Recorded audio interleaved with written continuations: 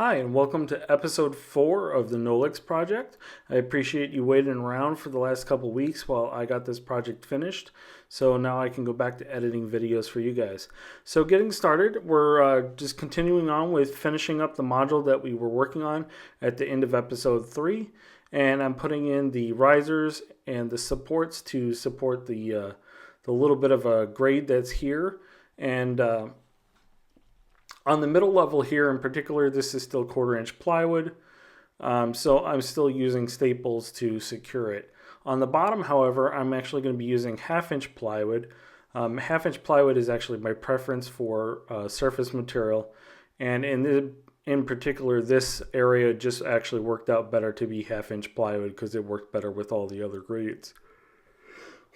So what I did here is I'm making the blocks to the correct grade, and I went ahead and drilled all the holes for the wire passages that are in the way, and then I'm just securing this with drywall screws. So I am using a right angle attachment on my drill here just to make getting the screws in a little bit easier. Kind of limited access on the back of this, and then I'm actually going ahead and securing the backdrops.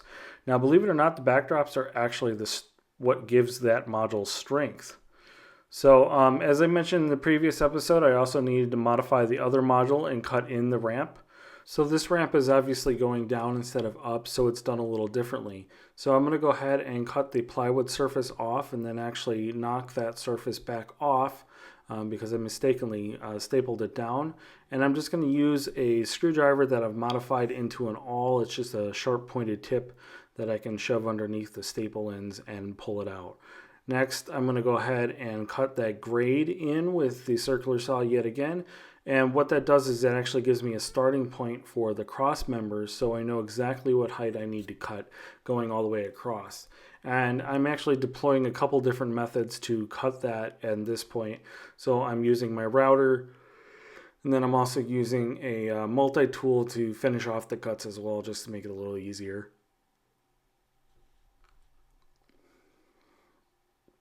So you'll also notice that I'm actually using just a couple different measuring tools just to make sure that I have the heights correct, make sure everything's square.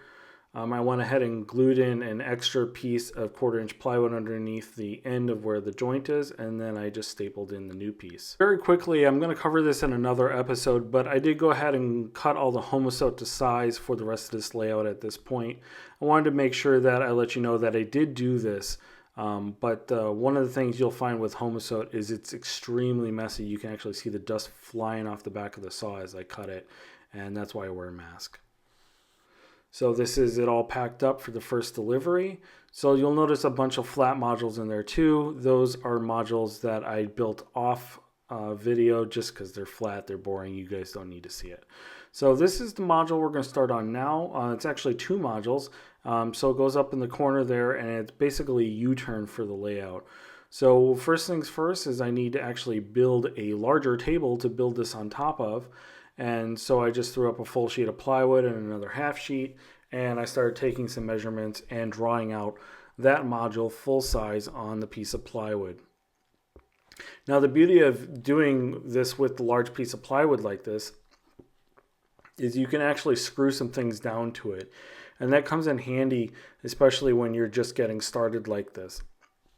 So the next thing you'll see is I'm starting to draw out the layout or these modules full size just to get a rough idea of where things need to go, how big my brackets are going to be and that sort of thing. And that's really what I'm getting at this point is I'm just trying to get to a point where I have a rough idea of what heights I need to cut my C-frame members or my dual deck members to make sure that everything is supported properly, because unlike my modular line, which is pretty well generic and dictated by standards, this is all completely custom. So I have no idea where these grades are going to go. And in particular, I'm actually working with 3 different grades, all turning 180 degrees. So it's kind of an interesting situation. So here now I'm actually starting to measure out on a piece of 1/4 inch plywood what is ultimately going to become the the surface for this module. And at the end of the day, I actually don't end up using this. It ends up getting scrapped, but I do recycle some of it into the final product. But what I'm doing here is I'm making sure that when I do start putting together the modules, this at least gives me the final surface so I can actually measure the heights that I need to make those dual deck brackets. And you'll see that in the next coming episode. So basically what we're getting started here is we're just going to start cutting the brackets and getting everything assembled as far as we can, and then we'll move on from there. And then in next week's episode, we're actually going to be starting and finishing to assemble these two complicated modules. And while it actually does look more complicated than the corner module that I built in episode 2, I believe it was, or 3, this module is actually more complicated, but it actually ended up being a lot simpler to build for some reason. So I'm not sure how it worked out that way, but you can kind of see where I'm going here. I've got things kind of laid out where they need to be. The heights are pretty well adjusted properly. And then I'm going to go ahead and start taking some measurements for my dual deck members off of this. So, and you'll see that I've got cameras bouncing around all over the place. So I actually shot this from a bunch of different angles, but this one ended up just being the best one. So you'll notice that I actually took the one piece of plywood that I had already screwed down to my surface and I actually raised it up a little bit. I found that if I actually adjusted the middle of the layout up about 3/4 of an inch from the original planned height, it actually softened all the grades quite a bit in this corner and made everything just work out a lot better. And that's one of the things that's nice about building a custom layout like this with a client that is willing to just let me do what I need to do to make it work. I did this a few times on this layout, and it really just made the final product turn out just that much better. So you'll see I have a cross member here just laying across, and now I'm taking my measurements, marking them all down. And I'm going to start cutting up the cross members. So the same pieces of plywood I was using for the surface, I am now using to make my my dual deck brackets for these couple modules. And I'm going to go ahead and cut them out the way I've been cutting out all the other ones. So I'll cut myself a master, and then I'll start using my my 1/2-inch router to cut out the other pieces that I need to make duplicates of. And ultimately, this just makes it a lot faster, it's more consistent, and then I don't have to worry about things again. As per usual, I'm using a piece of my old flooring just to give myself a little bit of a buffer, so when I'm cutting with my circular saw, I'm not cutting in my outfeed table. And then I'm just going ahead and cutting out all the little pieces here or there just to make the module brackets the size I need to.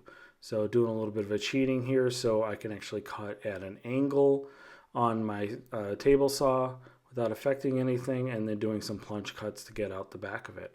So this is pretty much going to wrap up this episode. Like I said, on the next episode, I will be assembling these modules, and definitely keep in mind that it's going to be a really interesting build, so don't miss out.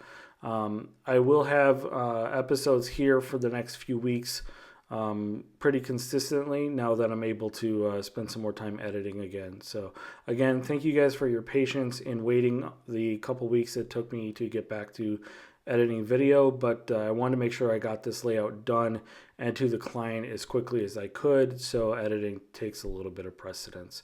So that said, thank you for watching. I hope you enjoyed it. Please don't forget to like and subscribe, and leave a comment down below. What do you like about the series? What do you not like? Do you have any comments or questions? Or if you have a project you're working on, feel free to describe it down below and let me know, because I'm always looking for fresh ideas and fresh perspectives. So I'll leave it down below, and we'll catch you on the next video. Thanks for watching.